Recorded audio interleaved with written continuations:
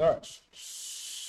So anyway, he's not with me today, and he said to tell you how sorry he is. He was really looking forward to coming back here and being with you. And so anyway, that's our situation. All right.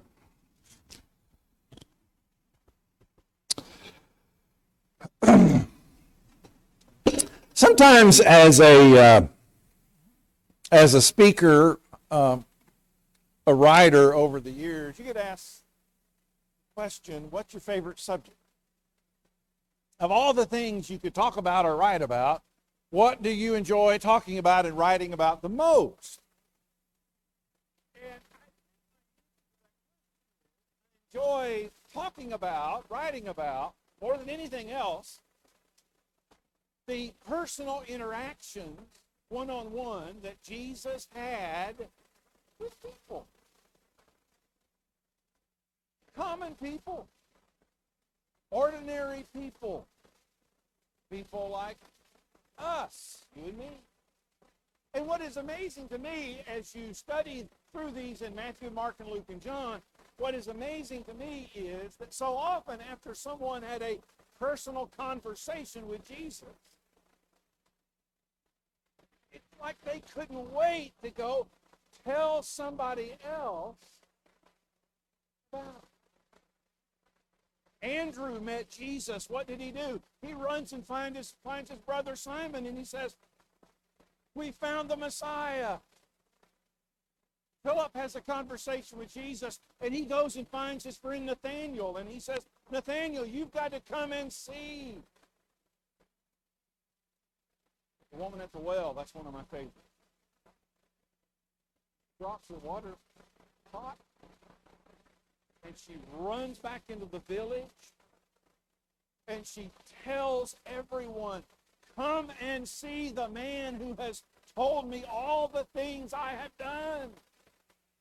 And they came. She was so convincing and so compelling.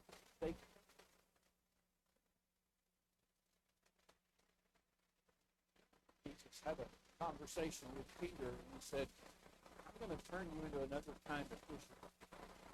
I'm going to turn you into a fisherman for men." Didn't Saul of Tarsus, didn't his whole life change when he had a personal encounter with the risen Savior on the road to Damascus? And it changed his whole life.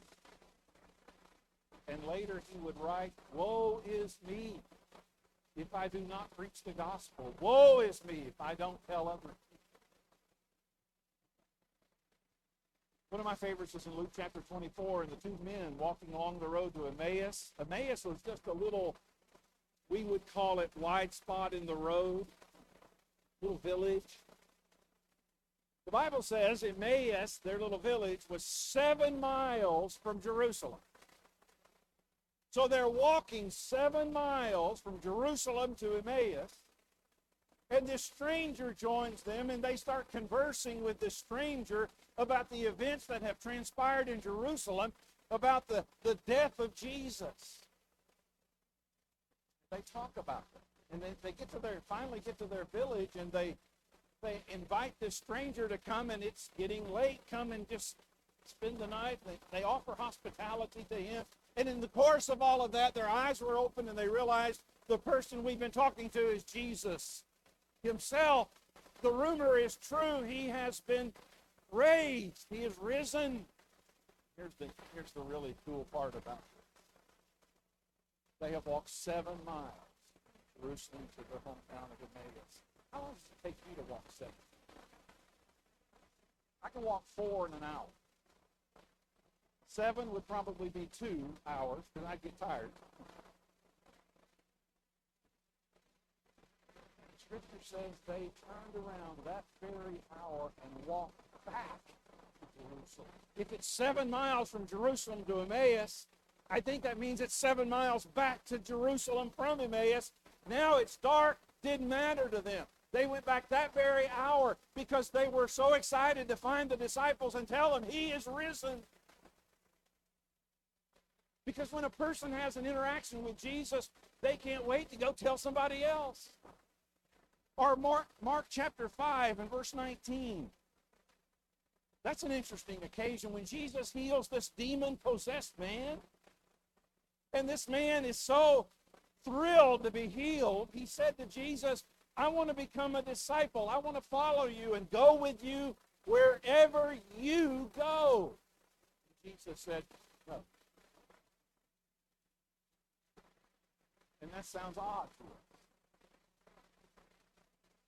Because you would think Jesus would have said, yes, I want you to go with me. This will be a great testimony. I want you to go with me. And Jesus said, no, I don't want you to go. What do you want him to do, Jesus? He says in verse 19 of Mark chapter 5, I want you to go home. I want you to go home to your people and report to them what great things the Lord has done for you and how he has had mercy on you. He said, I don't want you going with me. I want you to go home, and I want you to find people you know, and I want you to tell them. Tell them the story.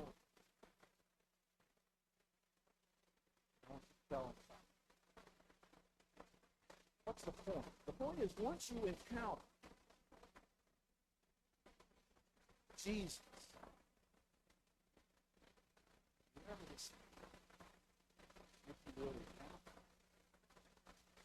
So I want you to think with me this morning, can there be anything more exciting than for a Christ follower to tell someone else about you? I sat down the other day and I just made some notes. And I kept thinking about, when you finish a book, when you finish a movie, it says the end. But when you come to the end of the story of Jesus, it's not the end. The end of the story of Jesus is for you and for me to go tell the story of Jesus. The end of the story is the cross. I'm going to take as a text this morning for the class 1 Corinthians 9. 1 Corinthians 9. Verses 19 through 23. We're going to look at one whose life was changed by Jesus, who in turn tells us how to go about impacting others. In 1 Corinthians 9 and verse 19 through 23, let's read the text and we'll make some observations. Paul is this one writing, and he says, for though I am free from all men, I have made myself a slave to all so that I may win more. To the Jews I became as a Jew so that I might win Jews. To those who are under the law, as under the law, though not being myself under the law, so that I might win those who are under the law. To those who are without law, Gentiles, though not being without the law of God, but under the law of Christ, so that I might win those who are without law. To the weak, I became weak, that I might win the weak. I have become all things to all men, so that I may by all means save some. I do all things for the sake of the gospel, so that I may become a fellow partaker. Get something to write with. I'm going to give you 5 things Paul tells us. 5 things Paul tells us about telling the story of Jesus. It's all right here in the text. He mentions 5 things when it comes to telling the story of Jesus that all of us need to know and do. So write it down. That way you won't have to come to me in the foyer and say, what was number 3? Okay, here we go. 5 things Paul tells us about telling the story of Jesus. Number 1, here it is. Number 1, you have to value people. You have to value people. Look at verse 19. For though I am free from all men, I have made myself a slave to all, that I may win more. Paul says, I have become a servant.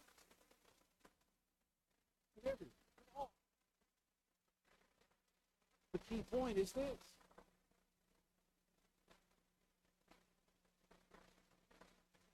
People can tell if you value. That's the old saying, people don't care how much you know until they know what?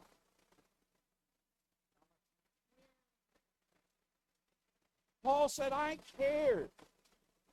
I became a servant to all. Why? Why would you do that, Paul? The end of verse 19. So that I may win more. The all included the Jews, verse 20. The all includes the Gentiles, verse 21. Religious, non-religious, Jew, Gentile, all, whoever. He says, I reached out to them. How do you do that? You enter into their world. And you serve. That's what he said he did. I became a servant. Here's the point. If I see you as a valuable person, then I will serve. After all, we serve the greatest servant there ever was. Jesus said, I did not come to be served. I came to what? Serve. So if you're going to serve Jesus, he says you need to serve all. And that's what Paul said he did. Now the problem is you and I come along and we want to take that word all and we want to qualify. Well, I want to serve all, but not him, not her, not them. Oh. Suddenly, the all doesn't mean all. And we take it upon ourselves to decide who is deserving of the gospel. And I'll tell you what, folks, I don't think that's up to us to decide. That's not on me to decide. See, the problem is we get this idea that it's our job to fix them before we teach them. My job is to value them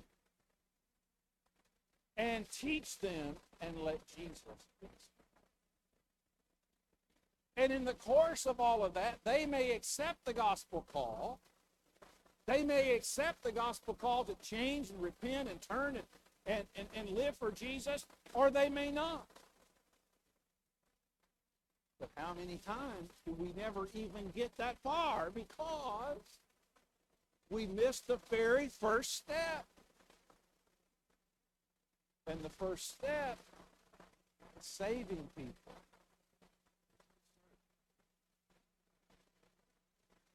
How will I ever connect with anybody if I don't first value them as a person created in me? So that's the first thing I think Paul tells us in verse 19 is you have to value people. And he did.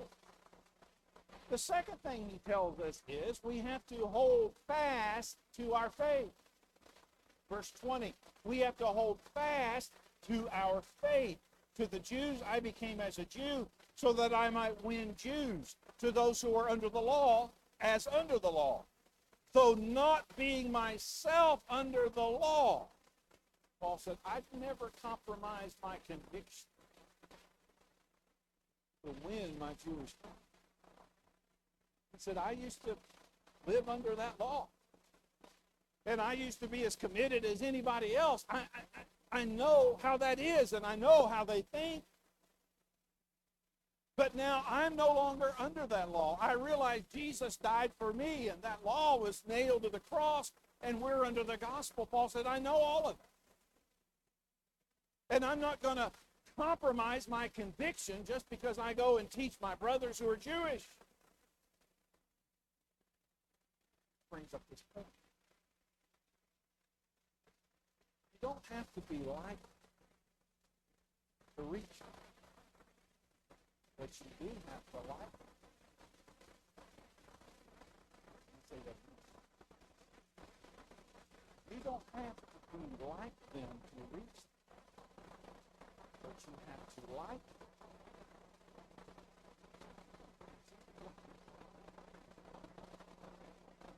Sometimes the reason we don't do very well sharing our faith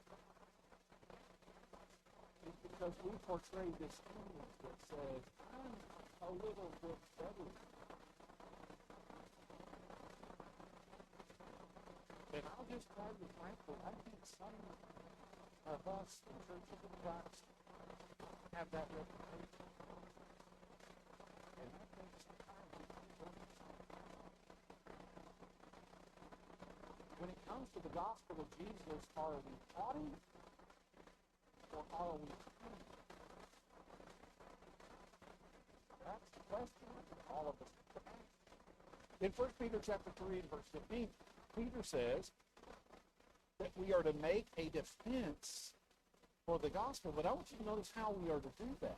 1 Peter 3 and verse 15, he says, sanctify Christ as Lord in your hearts, always being ready to make a defense to everyone who asks you to give an account for the hope that is in you, yet with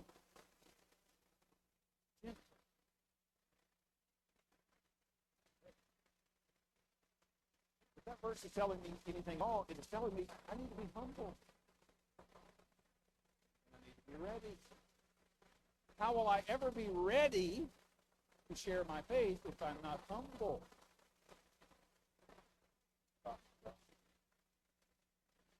Peter says somewhere, someplace, sometime, somebody's going to ask you a question. It might be your next door neighbor. It might be somebody you work with. It might be somebody you go to school with. It might be somebody you just engage in business with during the week. And they're going to look at your life, and they're going to look at your faith, and they're going to look at your hope, and they're going to look at all of that. And Peter said they're going to ask questions.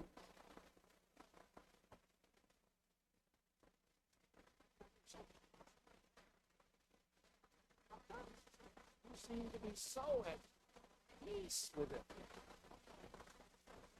How come you're so, I don't know, how come you're so good? You know, people are never going to ask that question. If you have to be different for people to ask you the question, why are you different? So what would make me want to know God if this person over here who I know, they say they know God, but they don't act like they know God? So why would I ever ask that person about God? You ever listen to someone who is very afraid, very fearful, very anxious, very worried about so many things? You ever talk to somebody like that? I know someone, he says, when I'm around somebody like that, he said, I listen to them, and then I say, I'm so sorry. Sorry? I wish you had my... I'm sorry for going through. I wish you had my hope. I'm so sorry. I wish you had my hope. So invariably somebody says, I wish I did too. I don't know what you're seeking.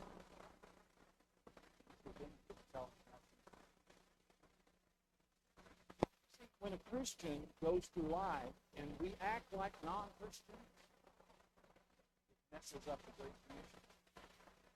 We mess it up.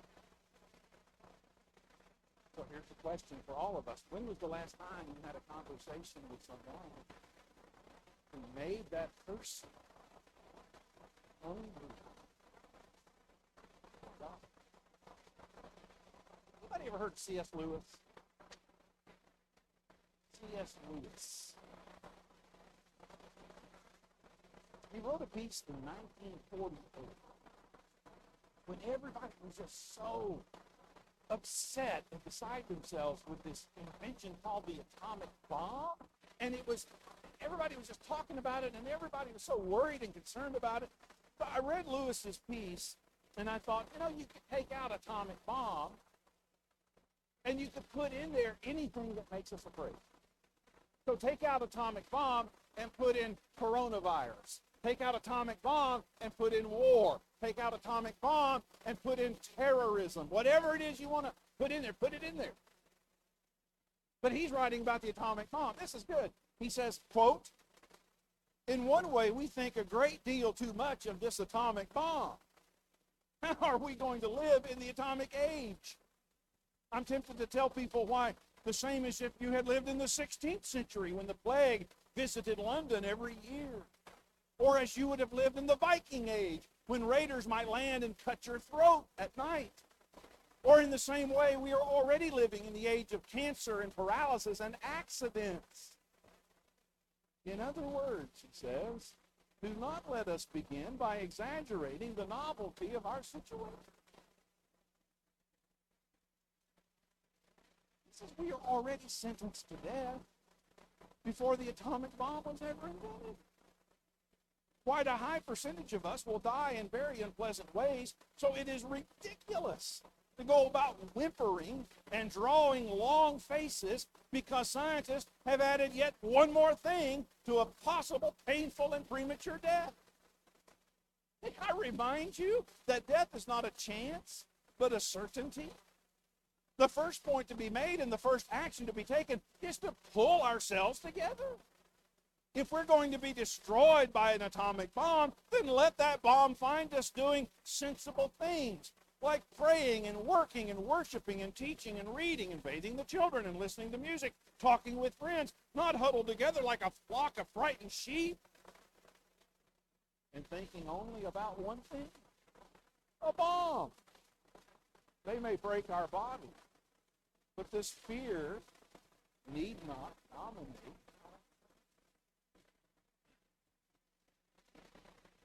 That was written in 1948. It could be written in 2023, the subject of something. And yet sometimes that's the way we are. Whatever the latest thing is, that seems to occupy our life. And we get just like everybody else. All right, number 3, write this down. You got to enter their world to understand them. You have to enter into their world to understand them. In verse 20, Paul says, to the Jew, I became as a Jew. I tried to understand them. Verse 21, to the non-Jew, to the Gentile, I entered into their world because I wanted to understand them. How do you do that? It's really complicated. You ready?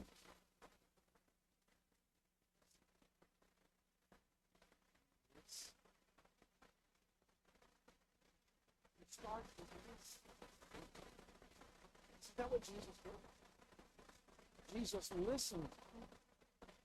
He connected with people. You ever talk to someone, and maybe it's a room full of people, and this person made you feel like you're the only person around? They look you in the eye, and they listen to what you have to say. So that's Jesus. That's what he did. He connected with people physically. He connected with people emotionally. He wasn't trying to sit down and read. Jesus was unafraid to wade into their messy life.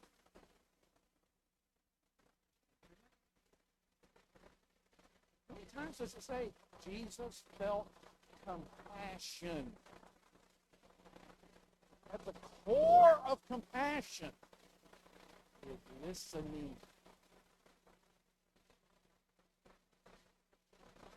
Is our first response, I want to connect with this person. I want to listen to this. Or is our first response, I got to correct this person? Do we seek first to connect, or do we seek first to correct?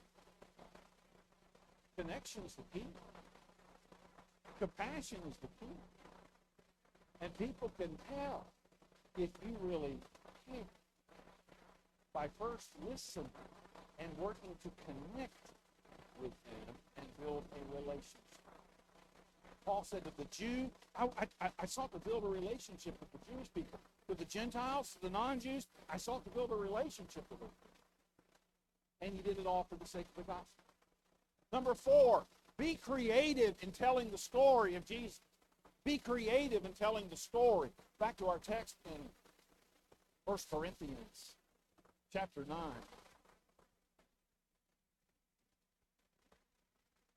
It says in verse 22, to the weak, I became weak because I want to win them for Christ. I have become all things to all men that I may by all means save some. Paul is telling us, I started where the people were. That's what Jesus always did. Jesus always started where the person was. Then he built a relationship, and then he began to teach them. I think one of the reasons we're afraid to talk to people sometimes and to share anything about our faith, I think we're afraid somebody's going to ask us a question we don't know the answer. You know, there's a lot of questions I don't know the answer. And you know what I say when somebody asks me a question I don't know the answer? I say, I don't know the answer. I don't know. I was on the radio one time, and it's Nashville. I was on the radio in Nashville. Call-in deal, you know, like from this years ago. Somebody calls in this question, and the guy who normally hosts the program always had a guest with him. And I guess that's how he was me. And so he'd answer the first question. So in fact, you know, I'll let Brother Adams handle this question. And he turns to me and he says, well, what do you think about that? And I said, well, I don't think much about that at all. I don't know. I don't understand the question. So I don't know. I don't know. He said, you don't know? I said, no, I don't know. You get in all kinds of trouble when you start trying to wade into stuff and answer questions you don't know the answer. It's okay to say, I don't know. It's okay to tell somebody, that is a great question. I think I need to think about that some more. I'd like to get back with you on that, and let's talk about that again, but give me a chance to kind of think that through, and then just have another opportunity to talk. Proverbs 11 and verse 30 says, a person who wins souls is wise. It does not say a wise person wins souls. It says a person who wins souls. Because when you aren't afraid to share your faith, invariably somebody's going to ask you questions you don't know the answer. And so you think about that, and you study about that, and you get the answer, and you become wiser in the process. A person who wins souls.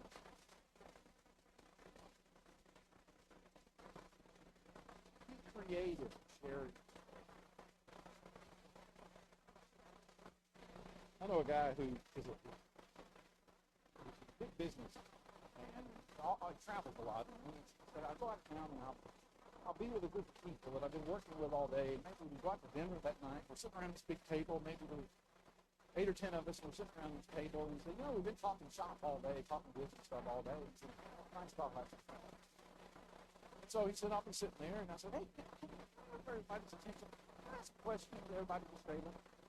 He said, let's go around the table. He said, I'm just curious, who is the most amazing person you have ever known? If you could just pick one person out of all the people you've ever known, who is the most amazing person you've ever known? He says, people are glad to talk about that. And we start going around the table, and invariably somebody says, oh, my grandmother, or this person, or that person. And he said, invariably it gets back to me, and somebody says, well, who's the most amazing person? And he says, the most amazing person I've ever known is the person I know now. That's Jesus. And he's changed everything about me. Yes, sir. Share my faith a little bit. Or he says, we'll go around the table now and say, well, what's the most important thing somebody's ever taught you? If you think about all of the things you've heard people teach you, if you just had to pick one, what's the most important thing somebody's taught you? So we'll go around the table, and invariably it'll come back to me, and say, well, you know what Jesus said, it's more blessed to give than to receive. So that changes it. It changes everything in my family life. It changes everything in my business life. And said, I get a chance to talk about it. Get creative in the way you share the story. Tom and Judy Stockton live down in Louisville, and they taught us this.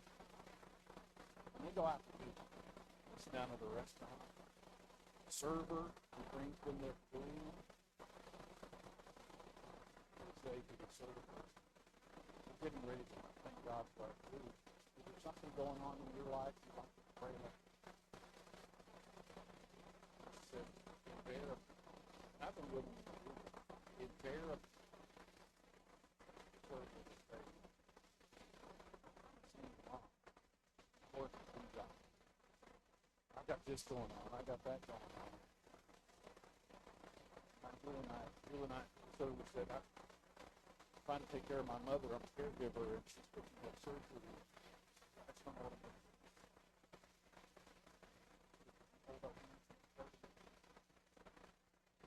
You got to pick your moment. You got all.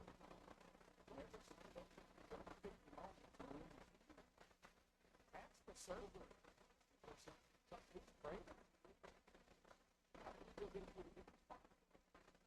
People are hungry for God. They just don't have a good picture of Him. And sometimes they don't have a good picture of Him because of what's saying. I'm going to say, if I thought God was like some Christians I see, I wouldn't want to be one either.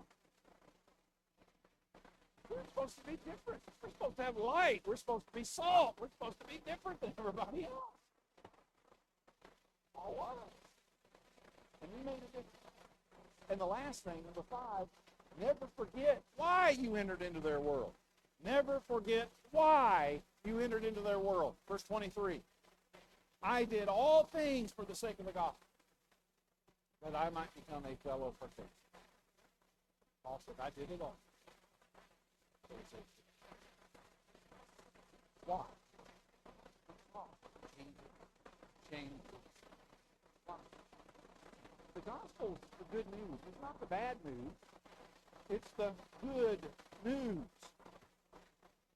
2 Corinthians 5, verse 17.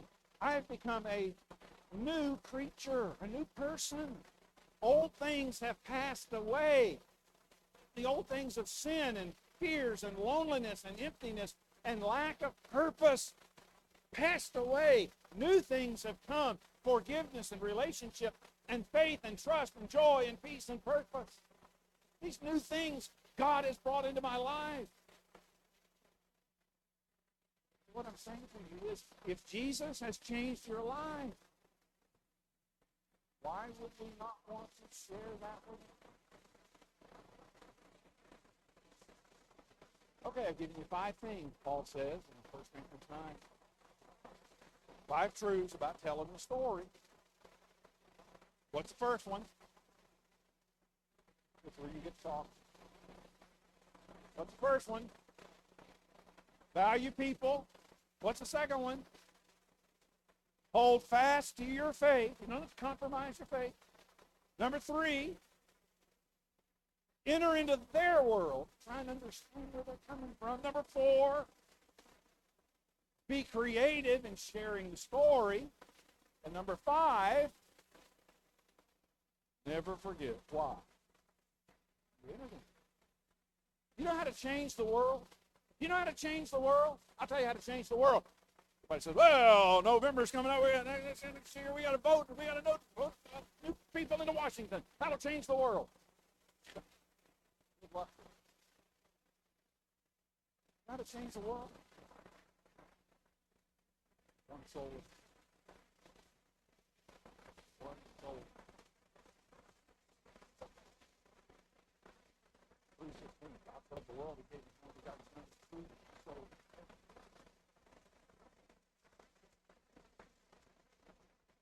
The end of the story is not the end. The end of the story is you telling the story. That's plan A. Somebody says, well, what's plan B? Ready?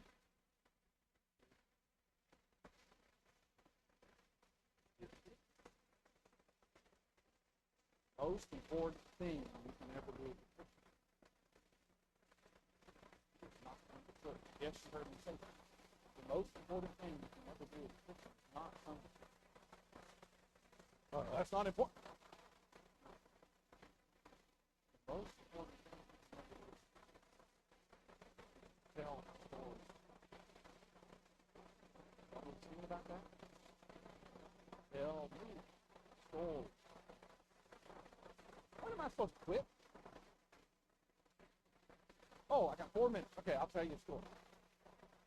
I'm on an airplane in the summer, and I'm flying to Orlando, Florida, and I'm sitting next to this lady, and she had never flown before, and she was very nervous about flying. And when the plane first began to push back from the gate, there's that little jolt, where the tractor's hooked onto the plane, it pushes back, and there's this little jolt. She grabbed the air seat back. She grabbed the air seat back. She's older than me, probably about 10 years older than me. So she grabbed the air seat back. She's going to be sick. I'm like, oh my goodness, it's going to be a long flight. I grabbed the air seat bag out of her hand. I put it back in the little pocket. You don't need that. You don't need that.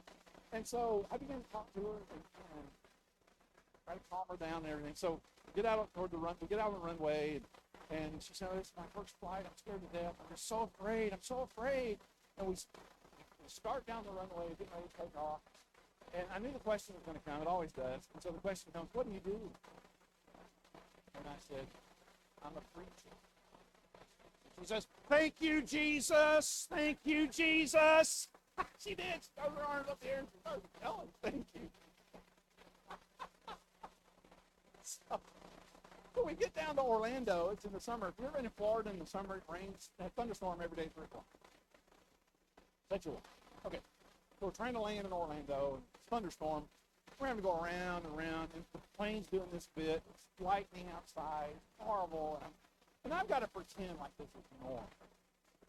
And I've got to pretend like, and so I told her why I was going to be in Orlando, and I said, "Look, if the Lord puts us on the ground, you need to church. If the Lord puts us on the ground, I'll be at church with you tomorrow." Better be careful what you stop. So we landed, and eventually got our bags and waved goodbye. The next morning, I get to church. Some guy comes running out and meets me in the parking lot. Goes, "There's a lady in here. There's a lady in here. She's got 2 rows of people. She said she met you on the plane." And I go in there, and sure enough, there's this woman and all her family that I met on the plane. She brought her whole family. So we, hugged and met everybody and worshiped together that morning. So after services were over, standing back in the foyer, she comes up to me and she says, "When are you going home?" And I said, "Saturday morning." She said, "Man, my ticket's for Thursday." I get to the airport Saturday morning. You want to guess who's waiting for me in the terminal? It's her. She said, "Could you sit with me again?" So it was a Saturday. The plane wasn't full. We actually sat in the back of the plane. Put the tables down, opened their Bibles, and talked some about it. And I felt a lot like Philip and the Ethiopian. The only difference was I said, "Look, there's water 35,000 feet down there." We studied our Bible. She lived about 3 hours away from me. I actually made a couple trips to her house with her husband and talked to him, and then I encouraged her to get with some of the brethren there and made that connection for them. Here's my son. Just be available. If you're available, you tell God you're available. Put somebody in my life that I can keep. Put somebody in my life that I can encourage. You know what's going to happen? It's going to take you to work. Peter said, "You better be ready." I was going to ask.